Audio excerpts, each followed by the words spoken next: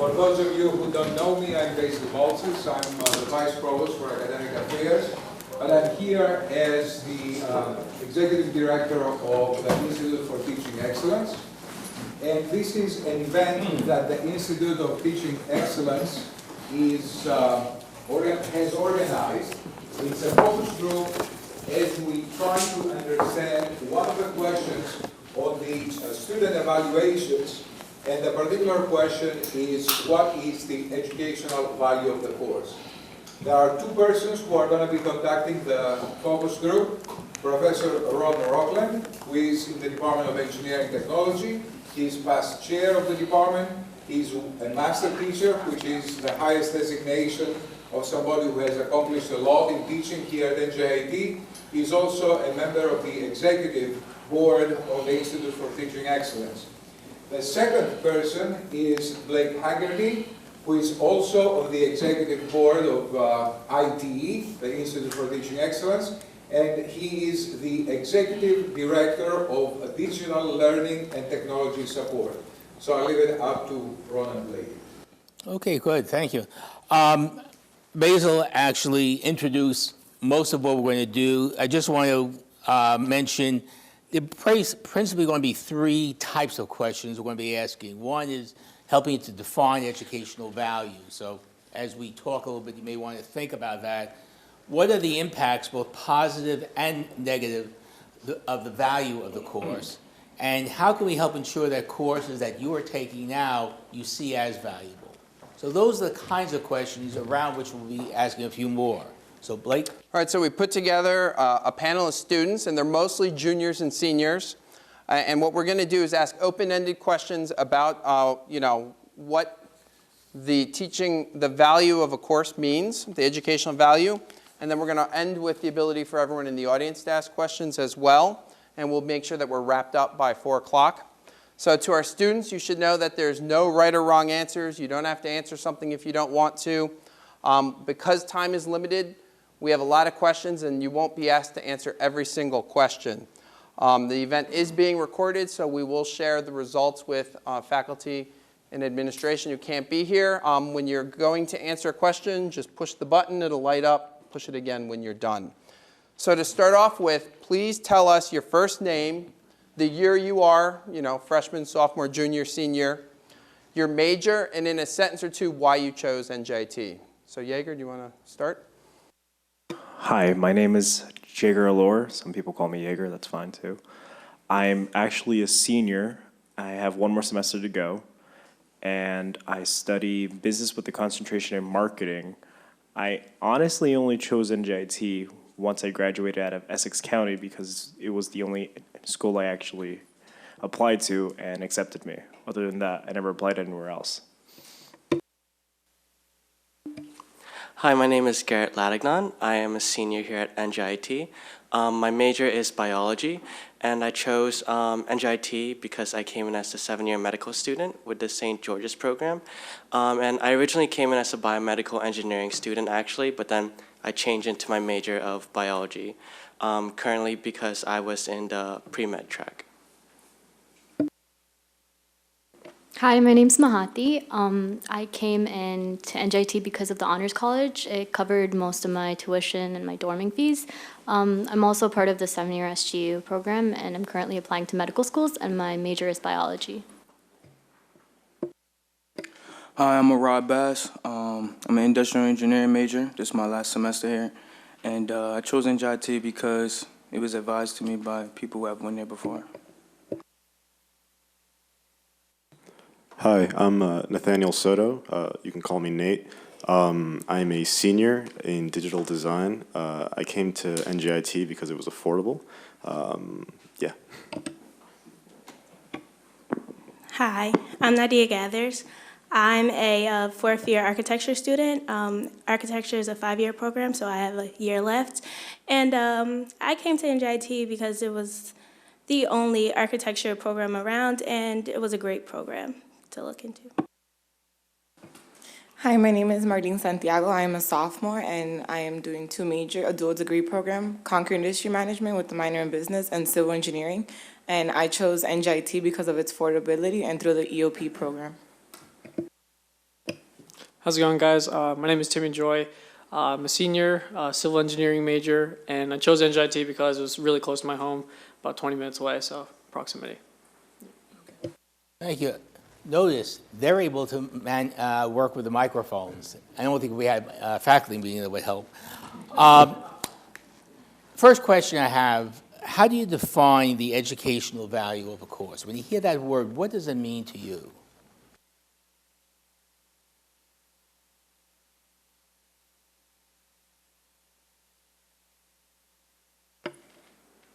Okay. So Sorry. I think it's in terms of the courses I take here and how it's applicable in the future for my career.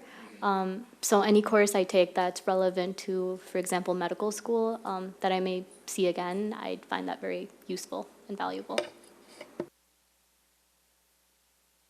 Very similar, but I think also practicality in terms of like what I could do with those skills afterwards, how they could be applied into something else. I think the context is very important.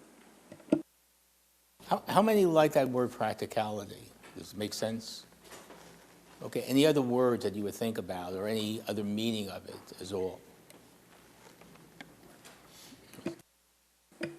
Well, I think that what NJIT offers in the sense of like educational value is that when you go out to a field, I had an internship last semester, and they teach you everything that you need to know about the company once you're there. But when it comes to theory and things that you're supposed to know that's what changes over time, that's what you learn in school. And I feel like that's what NJIT teaches us, and through the courses, that's what a lot of the professors, I had a professor for AutoCAD, for civil engineering. And what she does at career fairs, she goes out and asks the companies, what do they want in students? That's what she teaches us. I feel like that's like very good when it comes to educational value, because they're teaching you what you're going to need out in the field. To actually add on to that, in terms of value, when it comes to, especially as a business student, I want to make sure that if I'm going to take a course, I want to make sure it's valuable in terms of being in the workforce. Because a lot of the stuff that I learned here in NJIT, it's helpful, but in terms of theory and stuff like that, majority of the time, you end up learning more at the job than you do at school. I think it's also dependent on the major. I mean, for pre-meds, especially biology students, we're not taught to the exam, so we're forced to take these prep courses that are supposed to teach us more. So we're taught a wide variety of things as pre-health majors that may or may not be useful for us in the future. So I think we're losing a lot of time there. Next question, what in the course, any of the course you've had, really enhances the educational value? And try to be as specific as possible. So if you've had a course where you think that has enhanced your educational value, what is and why? So for civil engineering, we had an introduction to like a design course, and I think pretty much just having that hands-on experience with AutoCAD and like she said, like the AutoCAD experience really helped me with a couple of my internships. Specifically, they asked me if I knew how to do AutoCAD, and knowing that I was proficient in AutoCAD really helped for me successfully do the tasks. And I think that's something that's always helped, an introduction-based course for my particular major.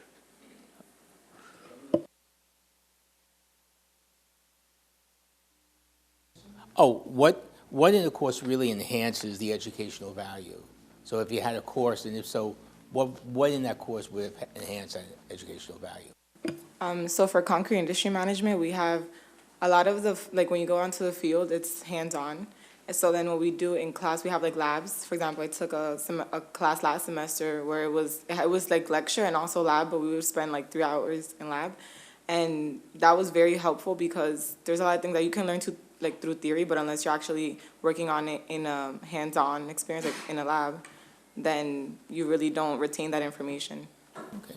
I've heard 2 students use that phrase a number of times, hands-on. Is that important to anyone else here? Yes. For me, yes.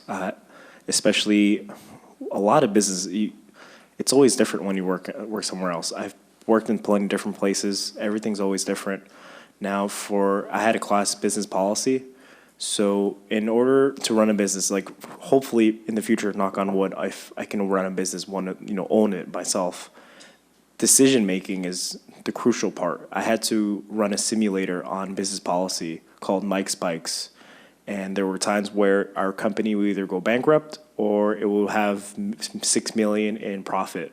So it always depended on making sure that the product was, what's the word? That it's viewed by other people, marketed well, and we're making the right decisions in order for the company to advance. But if we didn't do anything and let the year roll over, it's not going to look well on us. So by the end of the year, you don't want to go bankrupt for the whole thing. So hands-on, you really got to know what to do, honestly.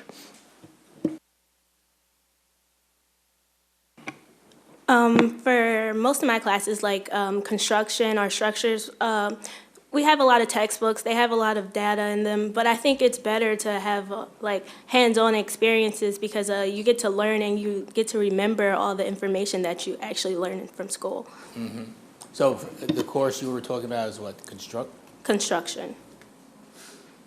Yeah, stuff like that. I prefer hands-on. I know some professors like to read out of the book, but if they're just going to read out the book, I can just stay home and read it myself. Last question, because actually you answered question 3 too pretty well.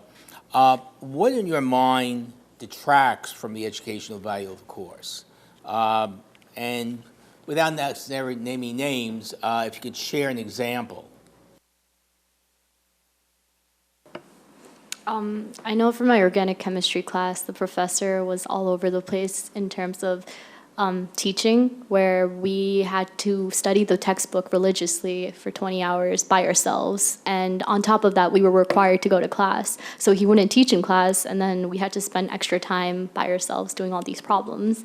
I guess what I'm trying to say is if the teacher doesn't teach and still requires attendance, that's more of a burden on students. Okay, so you're saying that you didn't feel there was a value added. Yeah. Okay.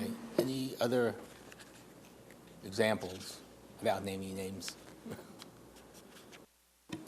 Some of my courses, even in Essex and here, there are times where the professor does just read out of the PowerPoint when the PowerPoint's already given to you. So why look at the PowerPoint ahead of time when they're just going to go over the same thing that you just read?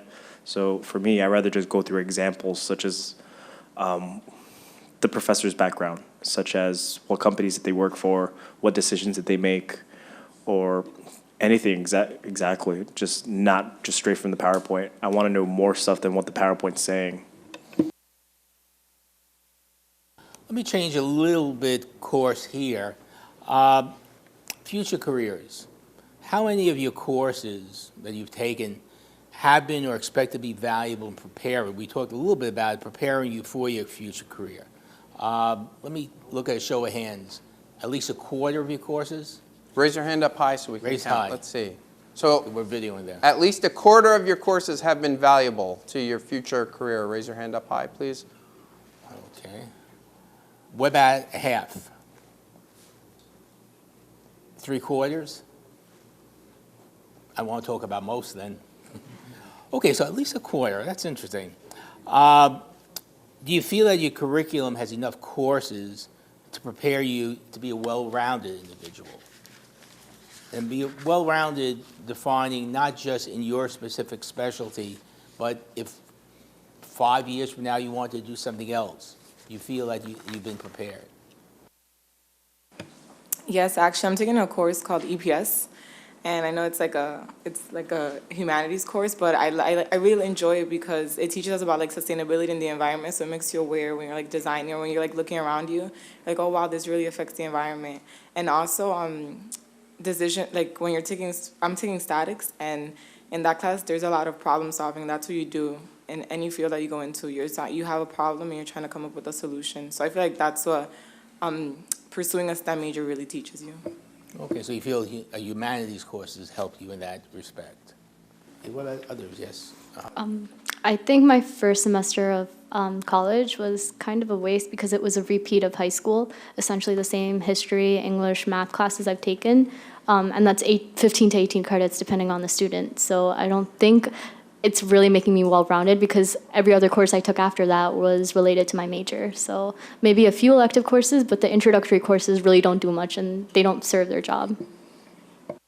To follow up on that, I think the elective courses here, some of them are like very great and like they add more to my perspective, but like she was saying, it's a repeat of high school, and a lot of these GUR courses take a lot of room in terms of like, I wish I was doing more in terms of my major at that point, you know, so those GUR courses feel like they take up a lot of room that could be used more effectively for me to learn more about the career that I'm currently in.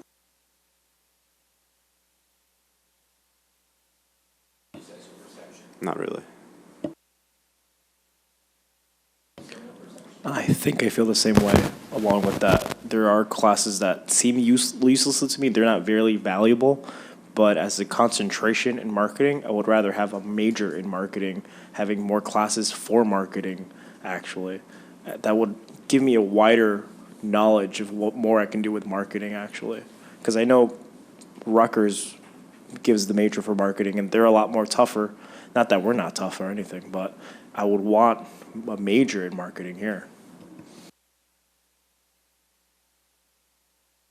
Great. I'm going to ask some questions about course components.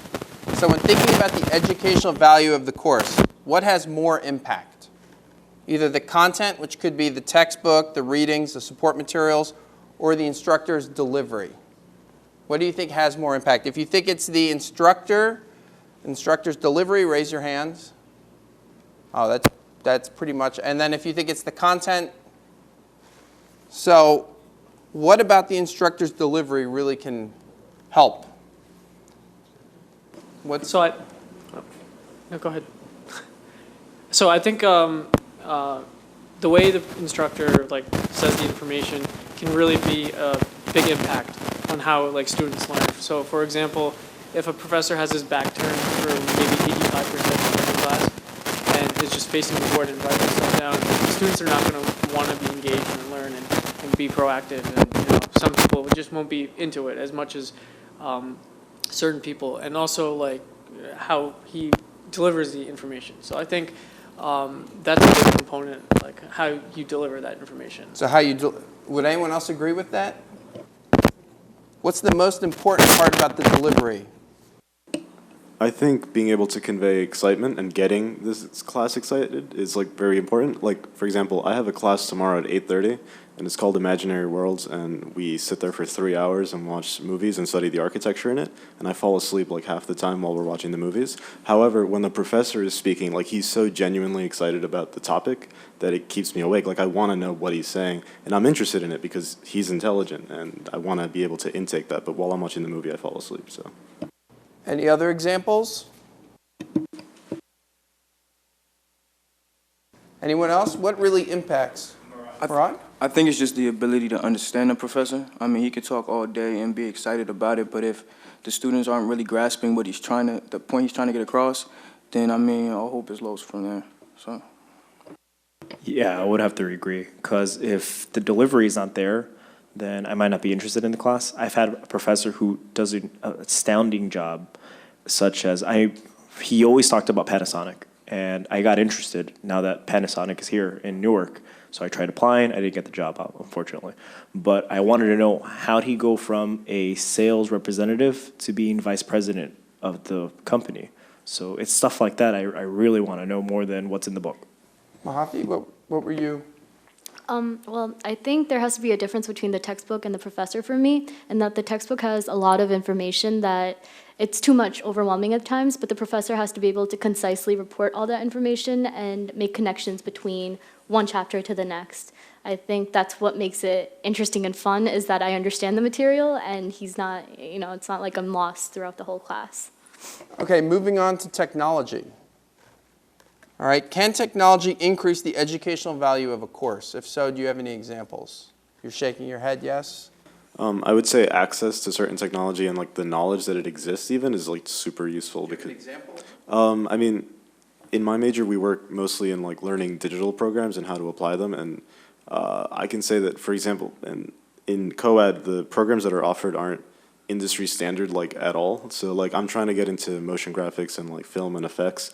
And I can't do that using 3ds Max, you know, like that's something that like I had to learn outside. And I learned that through actually students that are more experienced, and from some professors that like gave me advice, but it wasn't within any of the courses. So in your case, applications, software applications can really make the difference. What were you going to bring up? Oh, I thought you were going to say something. Anyone else? What other technology can have an impact? Yep. For my anatomy class, we use virtual images to learn the parts of the body, which is so much easier than trying to get animals or dead animals or cadavers. That's not practical for a college setting, so definitely it can help. Any other examples of technology that can have an impact, either positively or negatively? So with civil engineering, we use a lot of AutoCAD, and I really appreciated that NJIT allows you to download it to your laptop for free, because during the summer, for example, I won't be here, and I go home and I can still practice using the software, like different designs, or just on my own, trying to learn the program more. So software for you, it sounds like software is something that's come up again and again, both having access to it and understanding how to apply it in a way that you're going to be applying it professionally. How many people have downloaded software from our website here? Show of hands. 1, 2, 3, 4, 5. How many people think the software is adequate for them? How many people have something they need but we don't have available? And what would that be? Like Illustrator, AutoCAD. Well, they have AutoCAD, but Photoshop, those types of things that we don't have access to for architecture. We need those in. So is there one thing you can think of that, if you could tell us one thing that every instructor could do that could improve the educational value of a course? One thing. What would it be?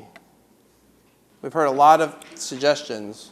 Be versatile, you know, in the way that they teach, because they might have a specific way that they like to teach, but maybe not all the students can understand them in that way. So be able to, like, you know, flip the script a little bit and teach it differently. What other one thing could you recommend? Teach in shorter time spans so that my attention isn't lost. So like every 20 minutes or so, just like a recap or something, just to make sure everyone's on the same track. How many people would agree with that? So active learning being incorporated into the lecture so that you're not just listening, is that? Any one other thing that you could think of? I know one thing my professor did for collective intelligence. Instead of just teaching the whole lecture all the way through, he would insert clips in between. And for a subject such as collective intelligence, like, it's one thing to talk about animals and how they interact in the wild, but then it's another thing to actually watch them in action in like movie clips. So jumping off from what Mahathi said of breaks in between lectures, it really helps to show how the material comes to life. How many of your instructors do that regularly, do you think? More than 50% of you? Raise your hand if your instructors break it up pretty regularly. Okay, 25%? Less than 25%? All right, well, we're going to talk about types of courses. So now we'd like to see a show of hands. So when registering for an elective, is the course value something that you're thinking about? Raise your hand if value is something you're thinking about when you're registering for an elective. 1, 2, 3, 4. So 4 people. Okay. So a show of hands, how many of you have taken an online course here at NJIT? Raise your hand high. 1, 2, 3, 4, 5, 6. So the question for you, excuse me, is, was the educational value of that online course any different than the value of a face-to-face course? You're nodding yes. Yeah, but like in a different way. I took a management course and I took it online. I think the educational value of the course was expanded because I didn't have to go to the actual class. I think having that time slot open up and not have to physically be there was incredibly helpful. So for you, the value was flexibility in when and where you're engaging the course material. Yep. Any other thoughts on the difference in the educational value of an online course? I wanted to add to that. I'm currently taking an online course, technical writing, and as a lot of the students have pointed out, the GURs, they overlap with what you did in high school, but since I'm taking it online, I don't have to sit through a lecture explaining grammar rules and everything. I can just submit an essay in my own time, and then the professor, she sends the feedback right away. I can fix up the essay however I want to, so as he pointed out, it really provides a lot of time management on my part. Also, well, I would say I'm taking EPS currently, and with that course, I think the educational value is really important when it comes especially to pursuing engineering, and I enjoy it because you have to read the material to understand. Like there's no one there to tell you, oh, these are the notes you need to take. And when you take quizzes, it records you when you take, for example, your midterm exam. So you really have to have high integrity and know the material prior to taking the exam. Any other thoughts on the difference in the educational value for the online versus face-to-face? I've taken 2 online courses so far last semester and this semester, and it's almost the same for me because I have a connection with the professor since I've known him when I was in Essex. So face-to-face, either from far away from my computer to his computer, I still feel like I have that connection. It's still valuable to me since it is 2 marketing courses that I've taken with him. And it's been helpful in a way because he has us do a lot of assignments, but it's nothing boring. It's more like watching other people's oral reports and then critiquing on it.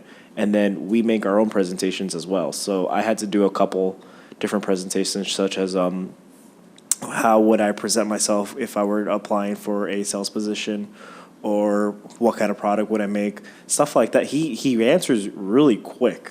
So I still have that connection with him, and I practically talk to him all the time. He'll either call us to let us know, hey, there's this assignment that's due. He calls everyone, not just me, and he's very helpful. Either way, the flexibility's there. I can take the course wherever I am, even if if I'm in my house or here, or if I'm in a different state. It's still helpful. Great. So another show of hands. How many of you have taken a course with a lab component? So raise your hand up high. And because the labs can vary at NJIT, it could be separate from the lecture or combined. So again, raise your hand for the lab component. 1, 2, 3, 4. Everyone. So was the educational value of the lab different? You're nodding yes. Who else would agree yes, that there's a difference?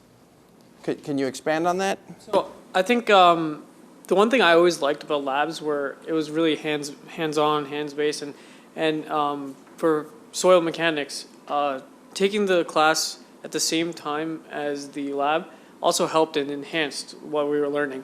And I think that should be a requirement of taking the labs coinciding together, because by taking soil mechanics at the same time as my lab, I remember and I recalled most of the information during the classes and during the lab. So I think they do have same similarities, but at the end of the day, I think it shouldn't be like that. So. Any other insight into the educational value of the lab component? Well, I think that the lab is the hands-on portion that we were talking about, and the class teaches the theory.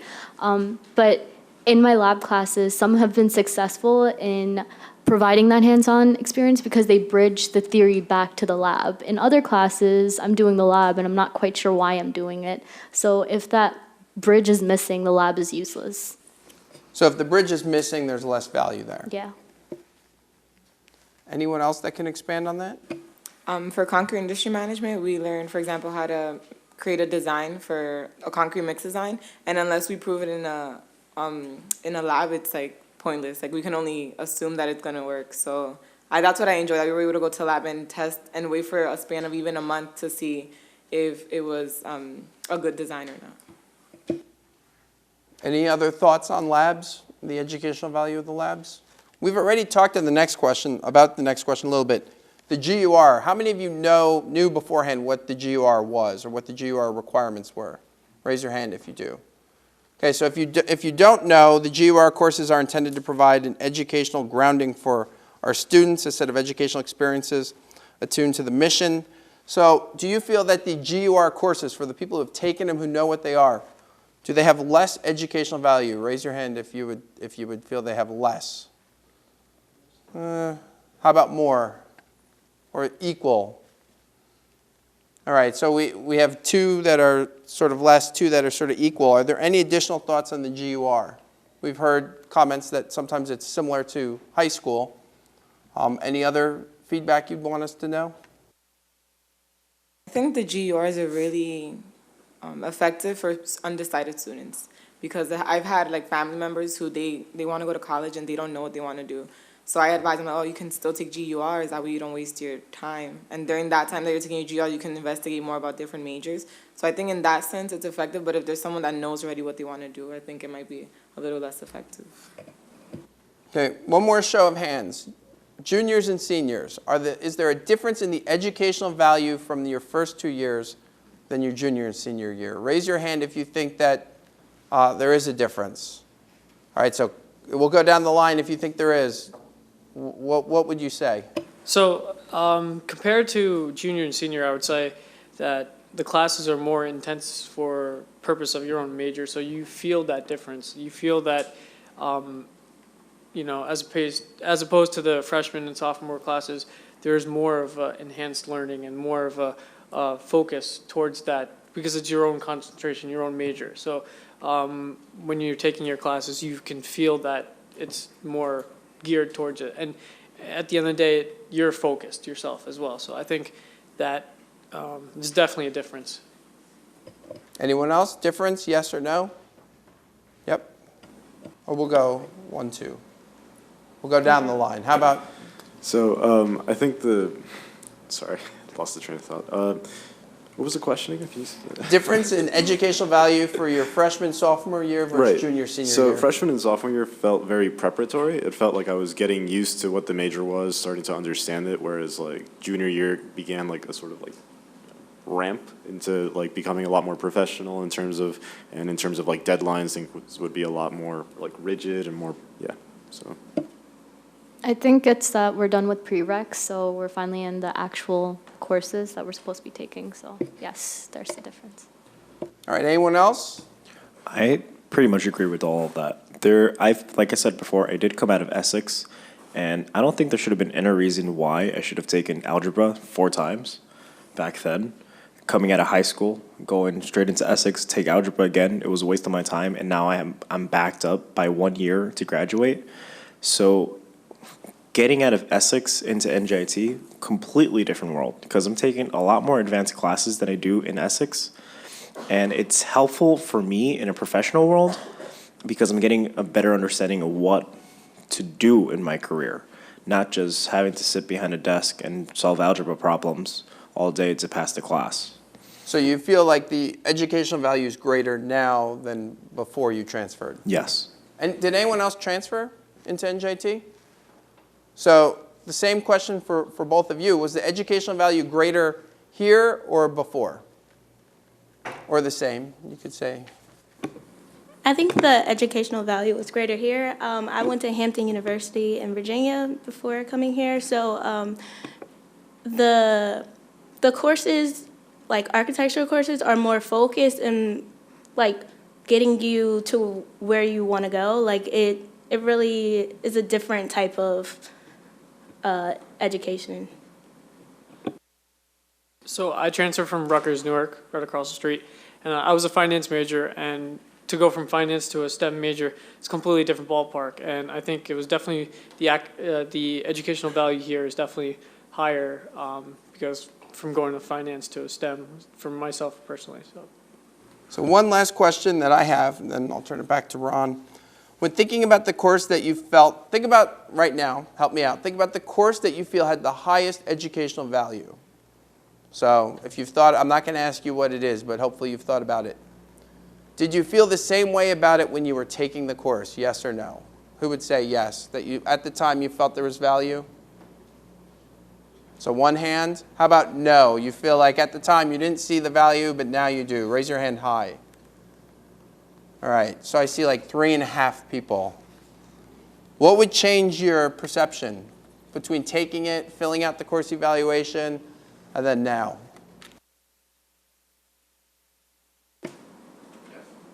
I think after the final, I realized how much information I really retained. Well, during the class, I didn't know how much I was absorbing. So the fact that I could still remember half the information a year later is kind of surprising. So. I had to take this Python class, which is like a coding class, and I'm like, while taking the class, I thought it was pretty useless to me and my major because I'm like, why am I doing coding?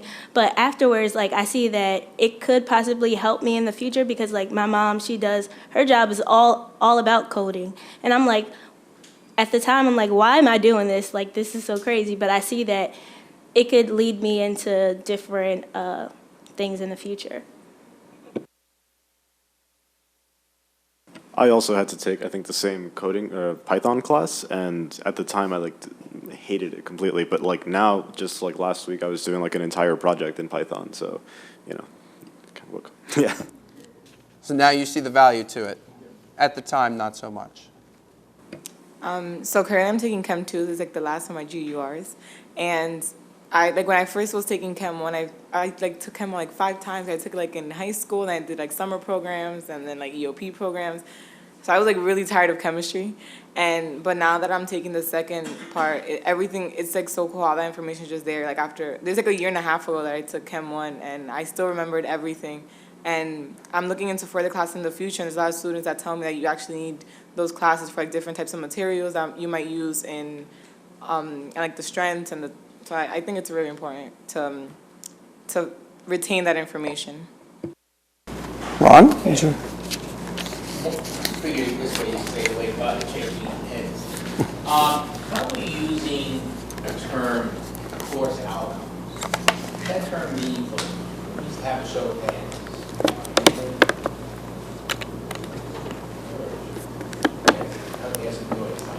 Say it one more time.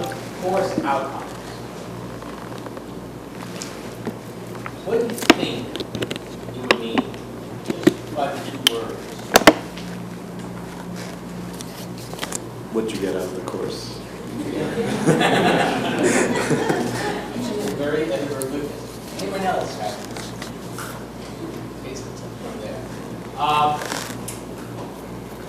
You've seen your syllabi. How many, show of hands, how many have looked at their syllabi for courses? Okay. Have you seen that term course outcomes in any of it? Let me, at least one course, show of hands. 3 to 5 courses, show of hands. Okay. More than 5? There. Homework. Do you think that homework assignments add to the educational value of the course?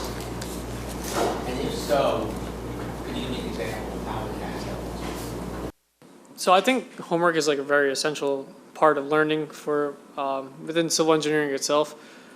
By doing the homework problems, by learning it, and by getting used to how problems work, especially fluid mechanics or whether it's structural analysis, by doing those problems, you get an understanding of how you should do it for an exam or for a quiz, or if you're in the field or if you're designing something.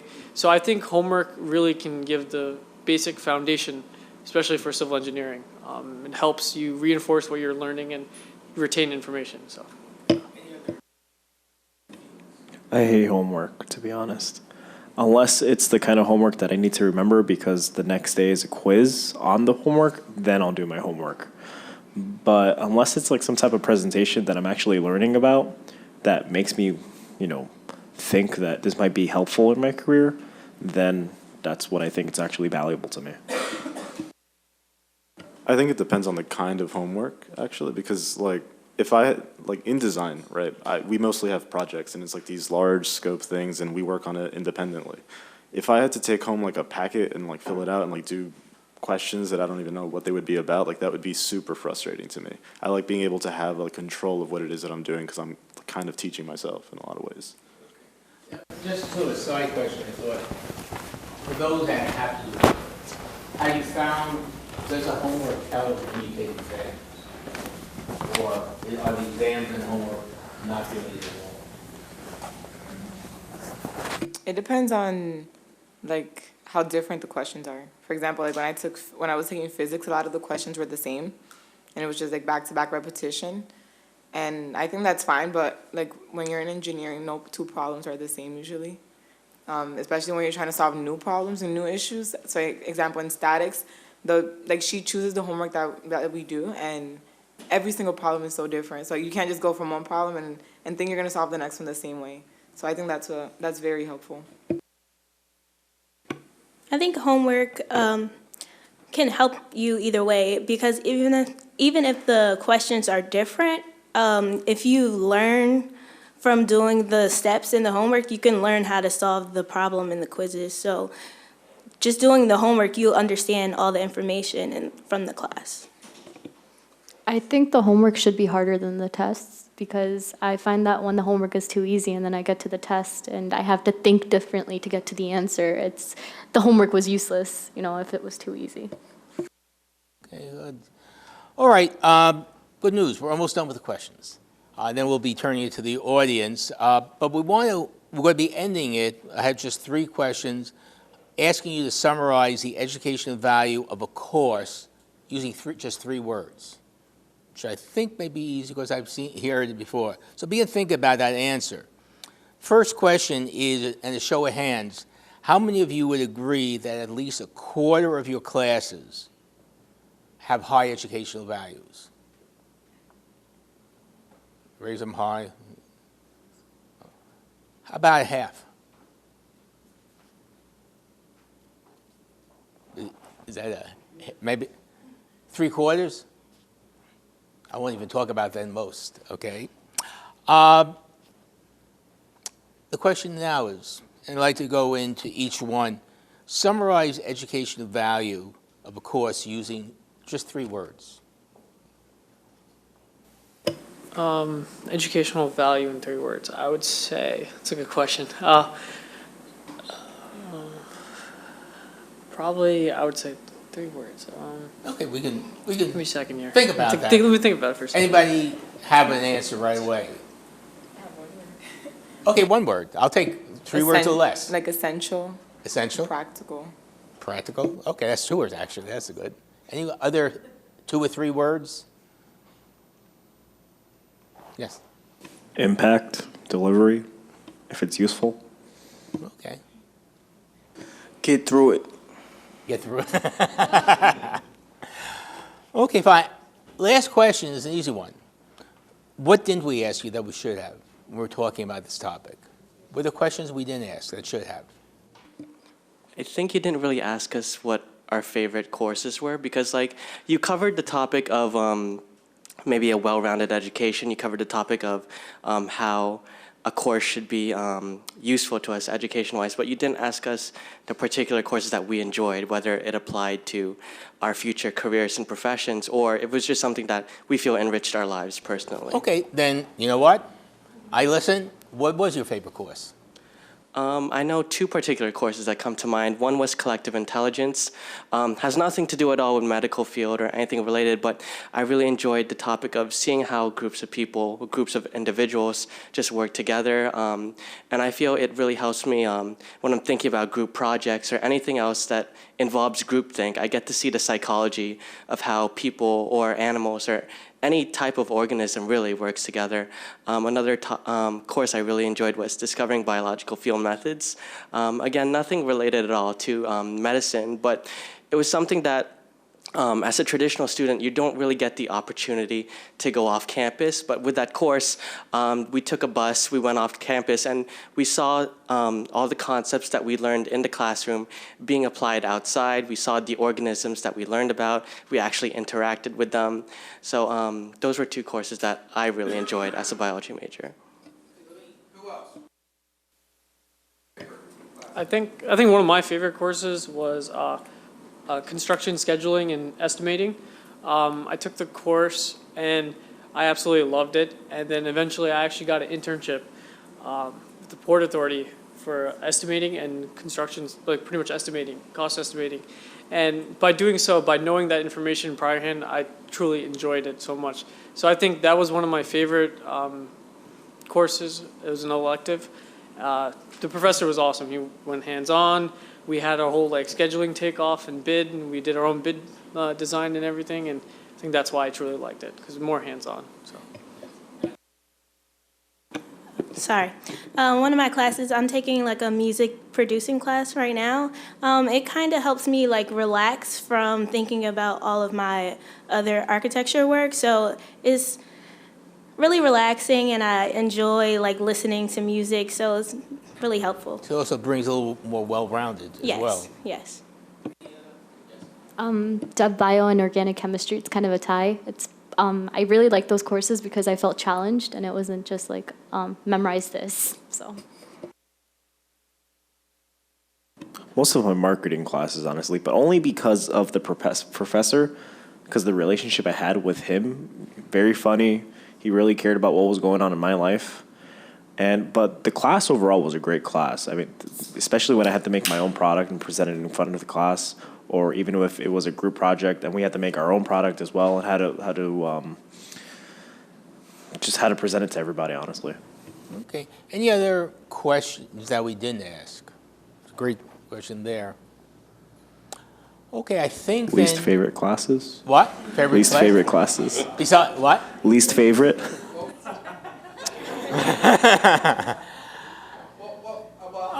for the least favorite aspects of the course. Yes, yes. How many people had a subject that was just their least favorite? Wouldn't matter who delivered it. I mean, that was the question. Is I guess when you're looking at what your worst experiences were, do you think it's because of the way the material was delivered, or do you think it was just because of the material itself? Philosophy was my least favorite. I think it was just the material, honestly. I can understand that there should be different ways that somebody should think in terms of philosophy. I'm not somebody that likes to question everything all the time. I'm very straightforward with what I do, but philosophy, I wouldn't want to take it again, honestly. Anyone else? Anyone else? Their thoughts on their least favorite? I didn't enjoy physics 2 at all. Like, I think it was the way the professor delivered it, because when I went to lab, I really enjoyed lab because the way the professor talked and spoke like with enthusiasm about explaining the instructions. I was like, wow, that actually is really interesting. But then when I would go to class, I didn't care for it. So it was more delivery than content, Yeah. really.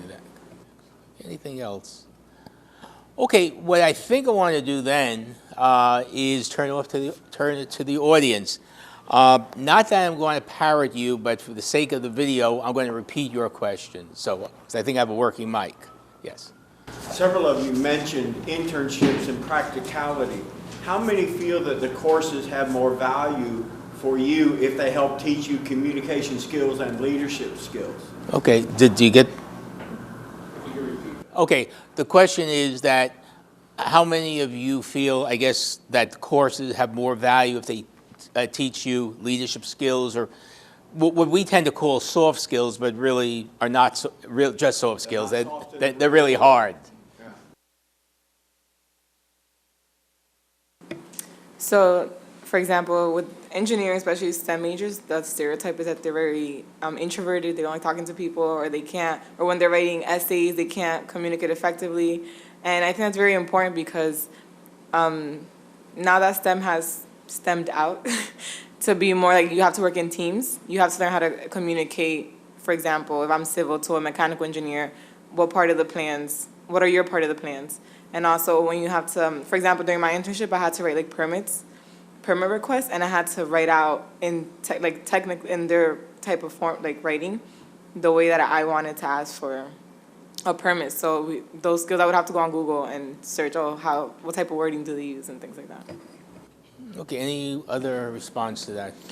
As a senior, I've never had an internship. That's only because I've been working since the age of 17. So getting out of high school, I had to go look for a job for many personal reasons. And so I learned leadership through my high school up the block, St. Benedict's Prep. So leadership was everything all over there. So in the work field, a lot what I learned in school here was helpful outside there. But in terms of leadership, I almost gained an assistant management position.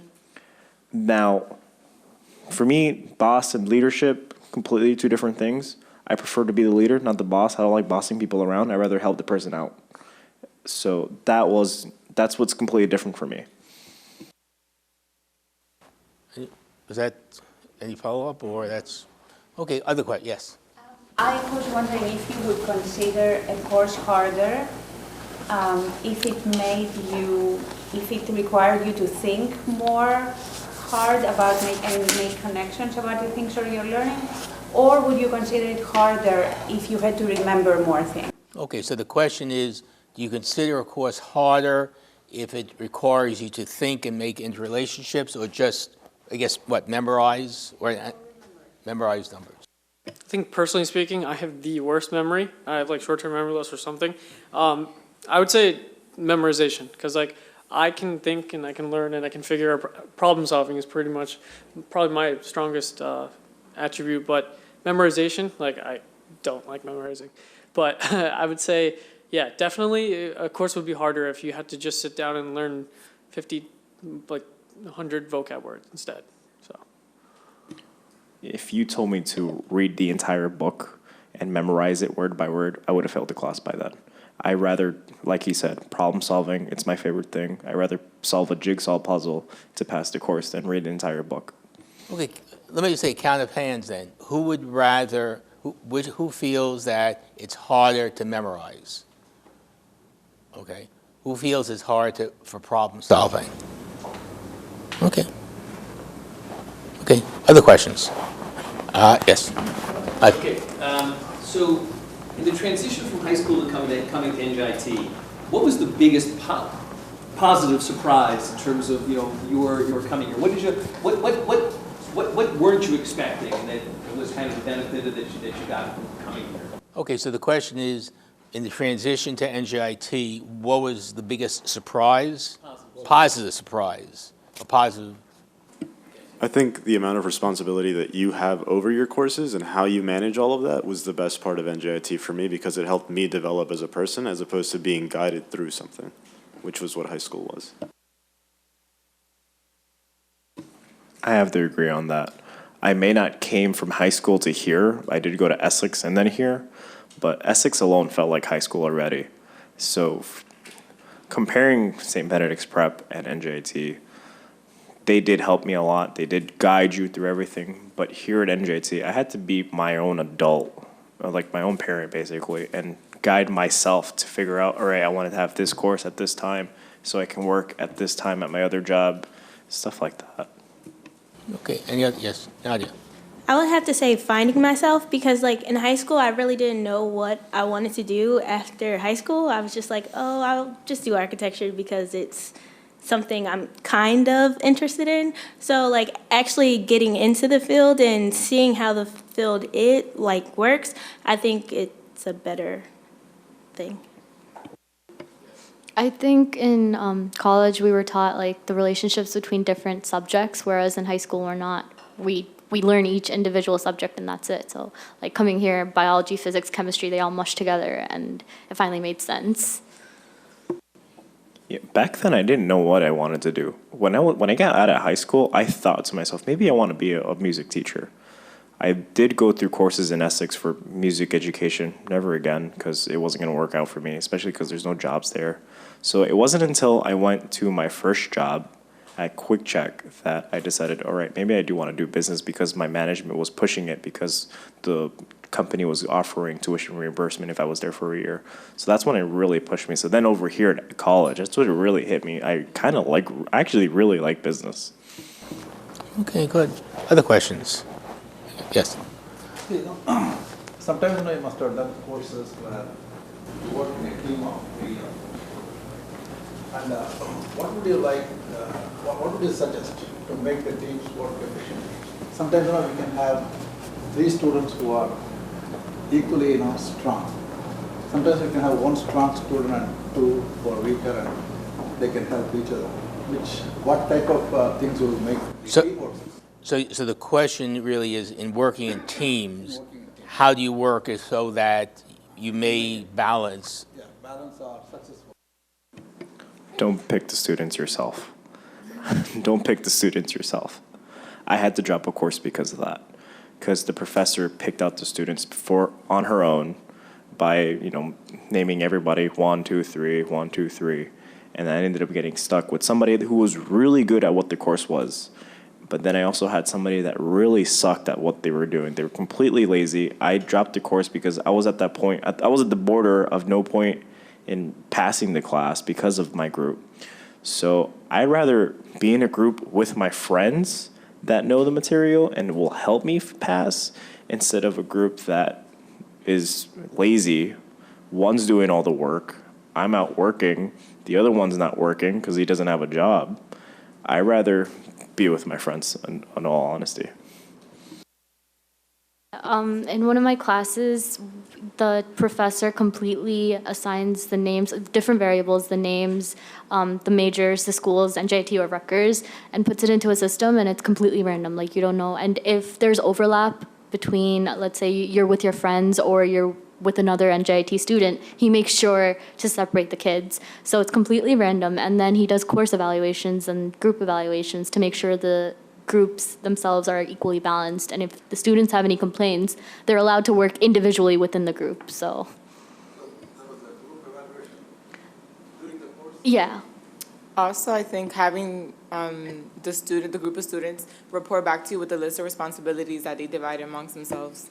That way somebody knows that's what they have to do, and the professor's going to know who was in charge of that. Even if it doesn't affect the grade, but at least they'll have that responsibility on them. So within the team, defining the roles of each student.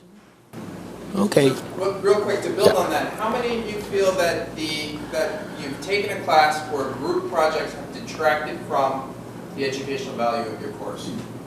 Show of hands. 1, 2, 3, 4. How many? 5. How many people have taken a class where the group project has added to the educational value of the course? Because it could be both ways, right? Okay. Okay. Basil. Every semester you have to go through evaluation of the course. And there are 2 questions. I mean, among a number of them. One question says, what is evaluate the overall effectiveness of the instructor. And the other says, evaluate the educational value of the course. What is the difference between these 2 questions in your mind? Okay, let me repeat that question. The question is that every semester you have the faculty evaluation, and there are 2 questions. One of them is the overall effectiveness of the course and the instructor, and one of them is the basically educational value of the course. What are the differences you feel? I feel like the value of the course can be hypothetical. Like, you can hypothetically want the course to deliver this or to impart this kind of knowledge on you, but sometimes it is dependent on the professor, and if the professor isn't able to convey or teach the material effectively, then, they can be different. Like, the course value could be really high and important and something that I want, but then if the professor isn't able to deliver on some aspects, then it could go down. Okay, it's a good point. With a show of hands, how many feel that could be a valid statement? Raise your hands. Okay, everyone, yeah, okay. Any other comments on that? Okay. I have follow on the group. You said the teacher evaluated the group during the course, the conduct of the course. So now, do you think that we can rearrange the group? Suppose, like one person doesn't work out here, and we can reorganize the group during the semester. Will it not affect the, what you call, self-respect of the kids and the students? I say kids. What, say one with, like, she was saying that they did a group evaluation during the conduct of the course. Right. So in the middle of maybe 3 weeks down the line, one of the students feel that the other person is not working with the team. Okay. If you now reorganize the group. Can they reorganize? So the question is, if they're not working, can they reorganize or re-opt out of a team? How does it affect the self-respect of the student? Like, Okay. The student may feel that, oh, Okay. Have you had an instance where that's happened, where anyone's opted out? Yes. Well, a lot of students in this class complained that their group members weren't pulling their fair share of the work. So the professor allowed the students to work individually for the assignment so that they're still in the same group, but each member that doesn't want to be part of the group and get the group grade can work individually and submit his or her own work. And they'd only have to do a portion of the assignment, 1 question instead of all 3. So Anyone else had similar experience? Sometimes I don't agree when professors allow you to like work individually. Yes, maybe to hand in the work, but not, oh, you can work by yourself, because in the real world, that's not how it is. You have to work with people who are definitely going to not pull their weight, or you have to wait on a response from them because they're taking their time. So you definitely have to learn how to deal with those type of people skills, with people who are going to do the work and people who are going to hold you back.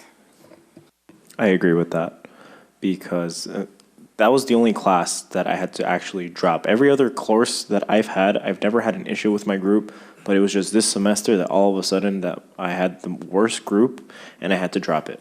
So if one person's not doing the job, if I was still in that course and I was still able to evaluate them, I would have given them zeros for everything, honestly. Except the other guy that was doing all the work. I would have given himself, I wasn't really doing anything either, but that was because I was too caught up with too much stuff that was going on. Well, from your answer, it seems the question? to me that the determining factor in your assessment of the educational value of the course is the instructor delivery of the course. That's what I understood from you. But then you really can determine the educational value of the course before going to class by looking at the syllabus, the content of the course, and how it is related in your mind to your career in the future and so on. I don't, the associate provost asked a similar question.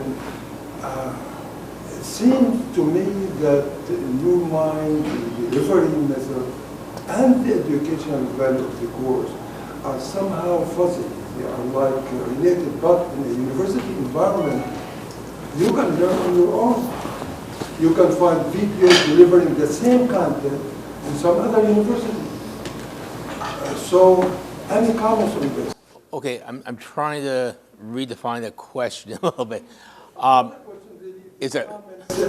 Really emphasizing the associate provost question about the boundary between the delivery method, the instructor ability to communicate, and the educational value of the course to your future career. Because that can be determined more or less before going to class by looking at the subject matter. Well, I think, again, just maybe to paraphrase the difference between the educational value of the course and delivery, let me ask a sort of a side question. I'll ask that, is from the questions we asked before, can you separate out delivery from educational value? So we had content, we have delivery, but do you feel that both of them combine for the educational value, or you can segment each one? I mean, you can segment them. I think that there's one more variable in that, and it's also like the student themselves. Like, especially in co-ed for me, from personal experience, I'm pretty much self-taught in a lot of the things that I do here. Like in terms of all the programs that I use and stuff, it's all me on the internet just like learning, because a lot of my professors are very limited in what they know how to do. So I kind of have to go and teach myself how to do certain things. So when it comes to like incentive, students also need to be incentivized to put things together. However, I can't speak for like engineering courses, which I'm sure are far more difficult than a lot of the things I do, so, and a lot more technical. So I think the professors should be able to deliver things effectively, because in that, like, it's necessary for students to be able to understand that. I think the value of the content in terms of career is set, but the professor could either enhance or, degrade the value based on how he teaches the course. Because if the professor is poor at teaching the course, well, the student isn't grasping anything and it's not really an asset anymore. But the overall value of the content should be fixed. Okay. I think you had the question there. Yes. I just wanted to ask you guys about math, since that didn't come up yet. So what do you think is the education value of all the math courses you have taken so far? Okay, so the educational value of the math courses as related to the course, or educational value of their... At what level they are right now, taking the courses they are, maybe having a few internships. Do you think that you can connect the math that you have learned with the courses that you're taking? Okay, so connection of the math to the courses. Well, as a biology major, the math isn't really applicable in whatever I'm doing, but the thinking for biology, I guess, like the The thinking for the math, how to solve problems, that's very important. Like in terms of Calc 1 or Calc 2, any thought process, that's very important for me in terms of my biology courses. And it would be appreciated if the math teachers realize that there's like other types of STEM students and it's not just engineers, so it would be more. Math itself is a whole different language. And when I took pre-calculus in Essex, I failed it, and I had to take something completely different in order to graduate. Now, if I was an accounting or a finance student, I think the most I will ever need is add, subtract, divide, and multiply. But other than different equations, I think it really depends on what you're doing. I know for finance, it gets more in depth of what you're doing, especially when it comes to stocks, stuff like that. But for me, all I really need right now, add, subtract, multiply, to divide. That's it. Any other comments there? Okay, any other questions? I think, yeah, we have time for one or two more. Yes. This one sort of follows up on the educational value versus the instructor, and I'm wondering how many of you think of educational value? It sounds like a lot of you think of it as, does the course serve your career goal? But how many of you think of educational value in terms of broadening your skills as a person, critical thinking, your ability to gather and interpret information, and writing? Like, are those things that you find educationally valuable, or is it really about the focus putting you further on? So what you're saying is not necessarily the course, but the educational value of any course related to the things you mentioned, critical thinking, English, and so forth, whether it's specifically to the course. They think about when they're assessing whether they felt like a course was valuable. Okay. I think those skills are important, but not prioritized, especially in terms of my GPA, for example. If those skills are being emphasized in a course and it's making it harder to pass that course, then I think it was deterring from my educational value. I'd rank it lower. I took a course last year with Andrew Kluckabar called Communication Theory, and it has nothing to do with my major, but I thought it was the most phenomenal course I'd ever taken. Like, we studied like actual language and like how marketing works, like not in the sense of like advertising, but rather like the subtleties of advertising and like the communication behind that. And I thought like that promoted critical thinking like really well, so I thought that class was super beneficial for me. I'm taking that course too. He's a great guy, but it has nothing to do with my major. But I think it's still a great course, especially with all the elections and the media going on. It's pretty interesting, honestly. I think that goes back to the question of like memorizing and actual practical thinking.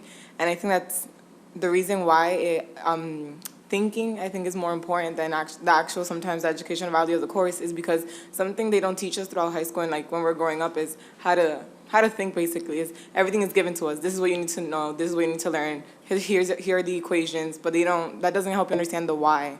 And that's the cool thing about being able to solve solutions and problems that have never been solved before, because once you understand the why and the root of the problem, then you're able to think differently and solve and come up with different solutions. Okay, time for one or two more questions. So my question kind of deals with Mahati's point just now.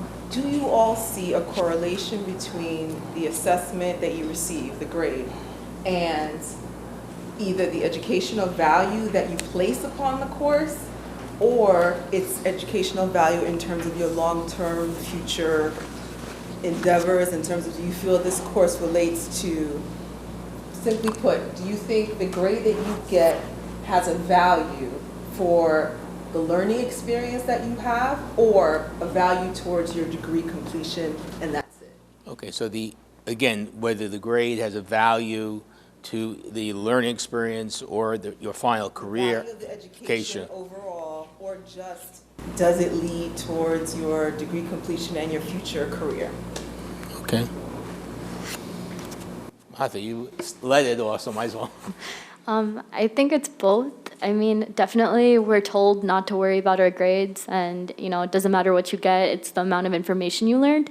But when at the end of the whole semester, you see a C or you see a B, and you realize that, oh, maybe I didn't know this information as much as I thought I did, as well as I thought I did, then you start to rank the class lower. Like subconsciously, I guess, you start to rank the class kind of lower or harder, and you know. Any other comments on that? Okay, and let's see, one more question there, I think. Some of you said that over time or the value you assign to a course changes. Do you think that we start opening up the course evaluation process too early, and if we wait longer, closer to the end of the semester, or even the day after the final, will you be able to make a better assessment? Okay, so the question is, if we waited for the evaluation of a course later, would that change? Especially, I guess, the educational value of it. I would wait until after the trauma of the final and the rest of the semester's like over, just like a week or two. Let us breathe, think it over, and then we can analyze it appropriately. How about anyone else? Show of hands. Who thinks it might benefit them to move it back further?